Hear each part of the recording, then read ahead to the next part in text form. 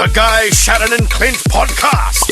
Ladies and gentlemen, please welcome to the show, all the way from the Mission District of the San Francisco of California, star of Mythbusters, the TV show, and he's coming to New Zealand, the wonderful, the amazing Adam Sabbath! Hey!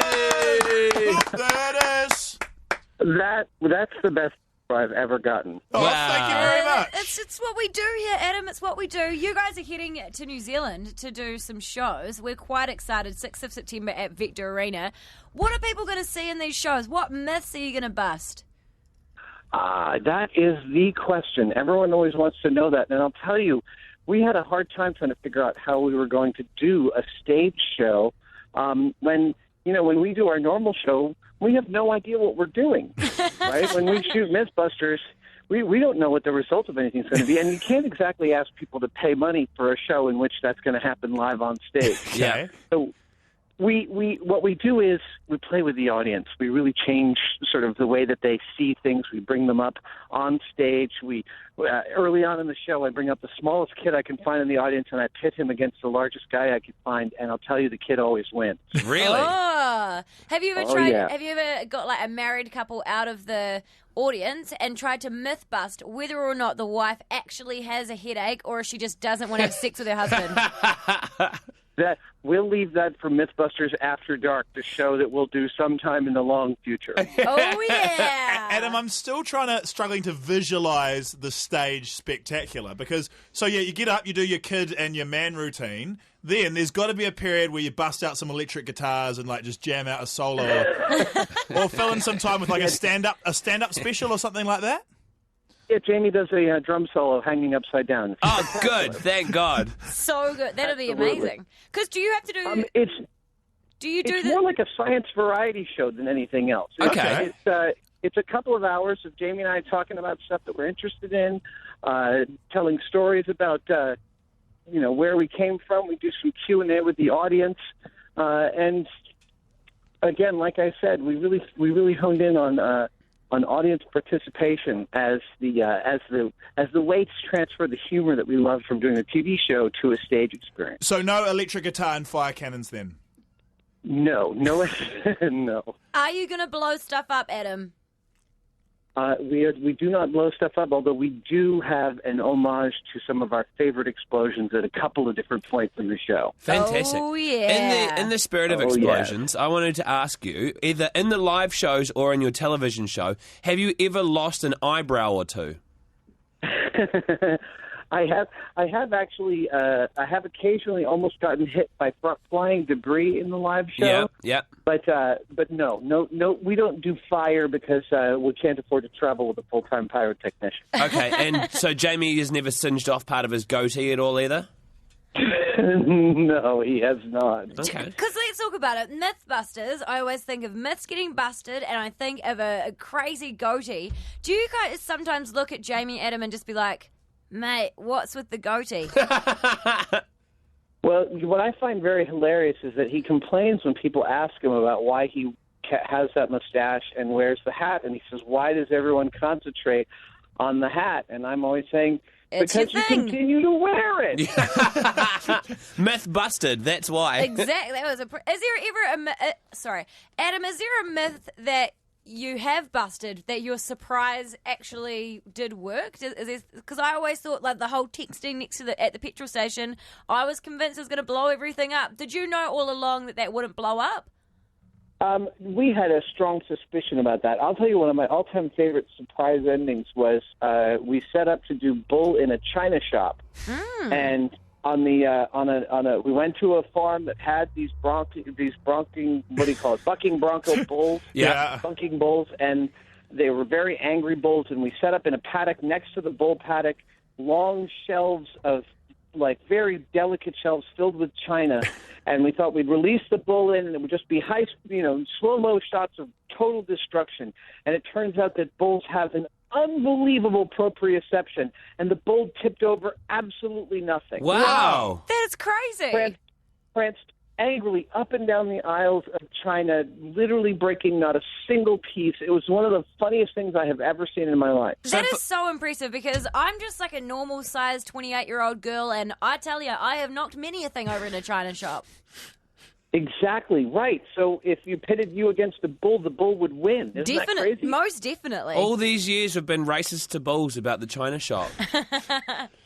Exactly, and they want us to stop. They want us to know that they're delicate creatures. Have you busted a myth, much like the gas station one, and sorry to come back to that one again, but one of those ones where when it goes to air on the Discovery Channel, you have the people who it affects ringing up the show complaining? Because I imagine when you busted the talking on your cell phone on a gas station forecourt one, everybody went to the service station the next day and just talked on their cell phone, and they're like, please don't do that. And they said, I'm allowed to because Jamie and Adam said I could on Mythbusters. And then you'd have Mobile or Shell service station ringing you up and going, everyone's on their cell phones because you told them they could. Does that ever happen?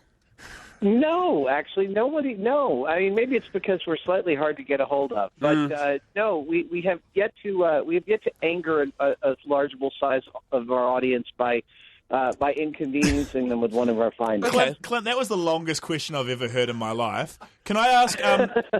Have you ever had someone when you say don't try it at home? Have you ever had a problem with someone trying it at home? Man, that was a long question. That was short. We have had a couple of times where people have said that they've tried stuff we did at home, and it made the news only to find when we read the account of the story that they were actually thinking of a different television show, that they were doing things that we had never done on our show. So Amazing. It still has not yet happened. They were confusing you with Jackass. I'm telling you though, like I guess with Jackass or Bango's Theory or some other feature. if you could do me a favour though, Adam, when you come to New Zealand, I told my husband on an episode of Mythbusters that cheeseburgers and chocolate don't actually make women put on weight. So if you could just continue that to be a real thing, that'd be real good. Absolutely. I will say that first up when I get on stage in Auckland. Yes, Hey, thank you very much. Adam, I don't want to grill you here and put you on the spot, but I was reading in your bio that you worked on Star Wars Episode 1. Yes, I'm sorry about that. Are you? Yeah, I hadn't even got to my grilling yet. I was going to say, are you responsible for Jar Jar Binks? Oh God, no. You know, it's funny when you work at, you can't choose the movies that you worked on. So when I worked in special effects, I didn't work on a single movie that I love. I mean, I worked on the Star Wars Episode 1 and 2 and the Matrix 2 and 3. And Oh, no. Are you okay saying this on air? Because I feel like if this word gets back to the people who made the films, you may never work in film again. well, you know, I found this other career in television that's pretty good. Oh, stop bragging about it. He's doing all right. Every movie you touch turns to crap. Maybe you could do the special effects in Sex and the City 3. That'll be a good movie. I want nothing to do with that terrible movie. Ah, wash your mouth out. Well, thank you so much. Oh, no. I have seen all of the Sex and the City shows, but that movie is genuinely awful. You almost won me over. I'm not even going to make a Gilmore Girls reference because I feel like you're just going to break my heart all over again. Well, you guys are coming to New Zealand. You're going to be doing a show at Vector Arena on September the 6th. We can't wait to have you here in New Zealand. So what are you looking forward to about seeing us? Oh, my goodness. I've always wanted to come down there, and we're actually coming in a few days early. I think my wife and I are going to rent a car and drive around for a few days. I know I want to get down to Wellington to see some friends of mine over at Weta. Awesome. Oh, name drop that. Just go check out Peter Jackson. Exactly. And Peter- besides that, I just know I've heard tell that New Zealand is the most beautiful place on earth, and that if I go there, I'm going to want to move there. So I look forward to feeling like that. Nah, it's a myth. It's rubbish. I'm going to be honest with you. All that stuff in Lord of the Rings is all CGI. It's actually terrible here. I wouldn't even bother coming. Yeah, if I was Peter you. Jackson, also not actually a real person, created in Weta Workshop. Oh, brilliant. See, because I heard that all those locations were like 10 minutes from where the office was. Yeah, myth. You know what time it is? You're about to get uber factored in the face. No, she did it. Oh, yes, she did. This is Uberfax Special Edition with special guest Adam Savage from Mythbusters. Hey! So good to have you here, Adam. Let's get straight into it. First Uber All fact right. of the week. Cockroaches feel exactly the same way about us as we do about them. So if a person touches them, they run away, they hide in their little house, they get in their little cockroach bath, and they wash themselves. I'm going to say that's totally true. Yes! I see. You're welcome. Well, it's about time I had someone that believed in me on Uber Facts. I don't want to so argue with thank Adam, you. so I'm going to give him that. I would just squash the little piece of crap and get on with my Gross. day. Next one. Cuddling and other acts of love I'm talking about sex, guys, in case you didn't pick up on that. Okay, got ya. That can actually help heal physical wounds faster because it releases oxytocin in your body. Whoa. But I'm going to say that that's true because I want it to be true, and it's good for everyone if they all believe that it's true. Yes! Adam, you're putting your scientific credentials on the line here by agreeing to all these Uber facts. I will tell you, that's the best part. I have no scientific credentials whatsoever. Don't say that. You're making my segment credible. All right, let's get on to the next one. Under extremely high pressure, peanut butter, that delicious little spread that you can get in crunchy or smooth, and you put it all over your toast and you put it all over your face and wherever else you want to put it. You can actually turn that into diamonds if you put it under extremely high pressure. Well, it's an organic compound, which means it has a bunch of carbon in it, and a diamond is made of carbon, so I believe that would be true of almost any food or living object. Oh my God! How does it feel to be wrong? Everybody else but me and Adam. Next one. This is very intense, Adam, so just pretend you're an octopus. When mating... This is very intense. Adam, pretend you're an octopus. Yeah, are you pretending, Adam? Okay. Okay. When mating, the male octopus tears off his arm, which is also the arm that's also his diddle, places it in the female, and then swims off and dies.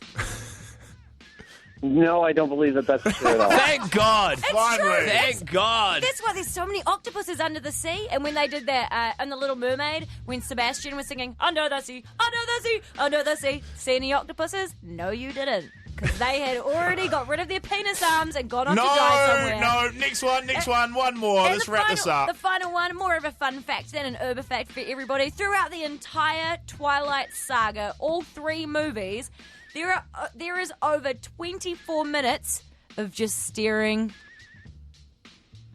at each other. Really, it's only 24 minutes because it seemed like a lot more than that. Only 24 minutes, Adam. And that has been Uber Facts. Thank you so much for being a special guest and giving my segment credibility. That was Uber Facts with Adam Savage, ladies and gentlemen. Adam will be here for Mythbusters. It's happening live at Victor Arena in Auckland this September, and you can find all the Mythbusters details online now at theedge.co.nz. Adam, thanks.